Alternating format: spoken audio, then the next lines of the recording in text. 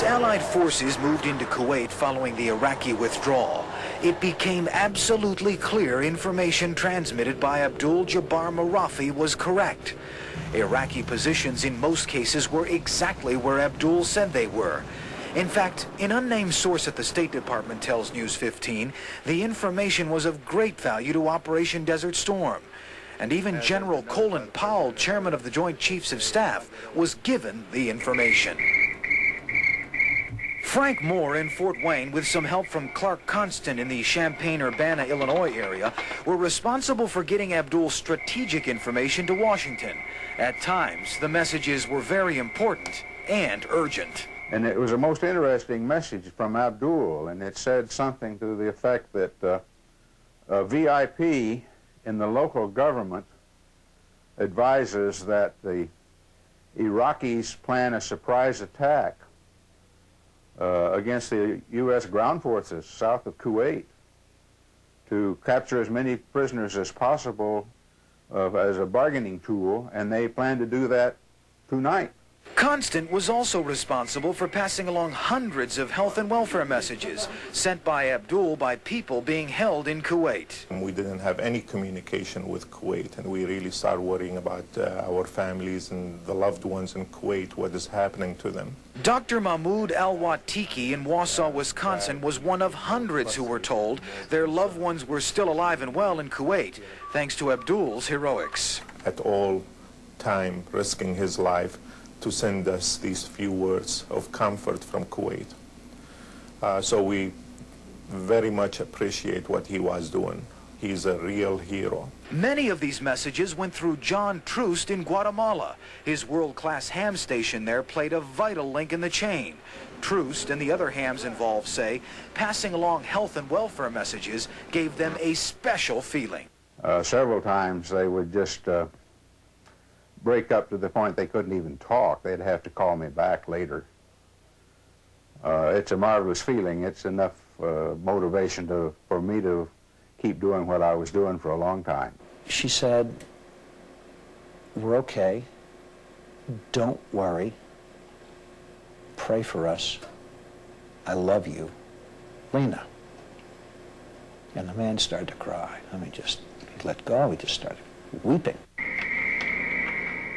Bob Foster in Indianapolis handled health and welfare messages from the USS Kennedy. You know, the full story is starting to sift out. I think most of us are coming to the realization that, gee, maybe there was something special that we accomplished during that period of time.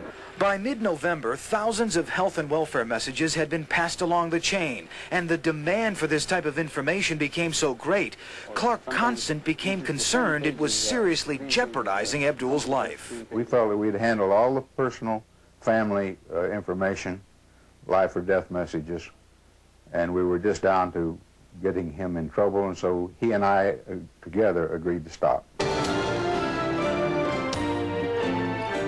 But the messages didn't stop with just the government and health and welfare. They made it to the national news media. We have a secret source in Kuwait, a brave man who has just smuggled out some new messages to us. CBS News program America Tonight with Charles Kuralt and Leslie Stahl used reports from Abdul on a regular basis.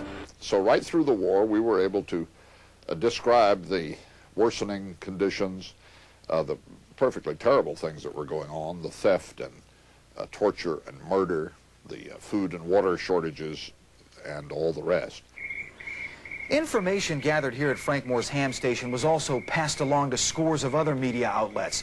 Outlets like CNN, the Fort Wayne newspapers, the Indianapolis Star, and of course, News 15. In each case, the media outlets were responsible for not releasing any information that would identify the secret source. Still, Frank Moore was extremely concerned. I woke up in terror thinking somebody was going to say smuggled, taken out of Kuwait by ham radio, because Saddam would have killed 166 hams in the country. I mean, I literally would wake up in a cold sweat saying, I hope one of my press sources doesn't blow it. Life in Kuwait has become almost unbearable for Kuwaitis. But Kuralt and the other media outlets handled the information with care, and despite the media blitz, Abdul's identity was never uncovered during the Iraqi occupation. And I said, Charles, I'm deeply concerned about ham radio or shortwave radio, even radio being used in attribution on these reports. And let's say just, you know, reliable sources. And Charles and I talked for a while, and Charles came up with an absolutely brilliant idea. So to describe where these messages were coming from, I dreamed up the phrase, smuggled out of Kuwait. And Frank was satisfied with that. I mean, that's not a lie. And yet it does lead one to believe that perhaps it's not radio, but it's some other means of getting it out of the country. It was a good idea for me at that time to send the news to the States, because we wanted all the people in the States to know what was going on here. So that's why I was sending to Frank Moore, and he did a very big job, very great help to us here. But I was really scared. I was really scared about getting this man killed. Scared me to death. And when the war was over, it was almost as much of a relief for me as it was for the Kuwaitis, I think, Joe.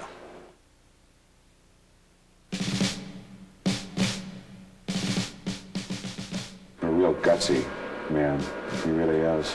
He's an incredible hero, in my opinion, for the bravery that he presented, getting information outside of Kuwait. He had tremendous love for his countrymen and his country.